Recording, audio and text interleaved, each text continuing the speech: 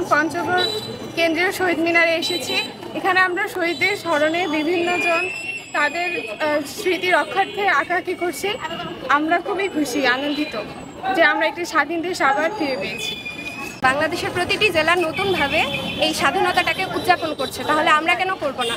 এই জন্য পঞ্চগড়ের প্রতিটি শিক্ষার্থী আমরাও এই উৎসবে যুক্ত হওয়ার জন্য আমরা এখানে রং করছি। এখানে আমাদের দেয়ালগুলো আগে অনেক কিছু ছিল, আঁকাআঁকি করা ছিল, তো আমরা ভাবলাম যে আমরা নতুনভাবে এটাকে সাজাচ্ছি। আমরাও আমাদের পঞ্চগড়টাকে পুরো বাংলাদেশের প্রতিটি জেলার মতো আমরাও আমাদের পঞ্চগড়টাকে সাজাচ্ছি রঙে, তুলিতে, দেয়ালে দেয়ালে।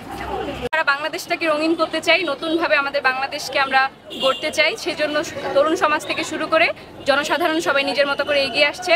তো আমরা আজকে এই শহরে কিছু কিছু জায়গা ওয়ালগুলো আমরা নতুন করে সাজাতে চাই। এখানে আমাদের তরুণদের স্বপ্ন আমরা আঁকতে চাই এবং আমাদের আগামী বাংলাদেশকে আমরা কিভাবে দেখতে চাই সেটারই একটা প্রতিফলন গ্রাফিতি এবং দেয়াল লিখন।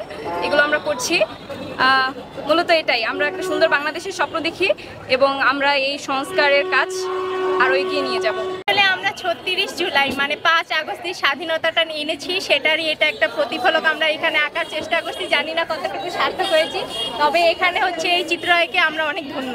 কোটা আন্দোলন সেখান থেকে শুরু করে আমাদের যে ৫ই আগস্ট বিজয় পর্যন্ত আমাদের অনেক সংগ্রামের মধ্যে আমরা জয় পেয়েছি।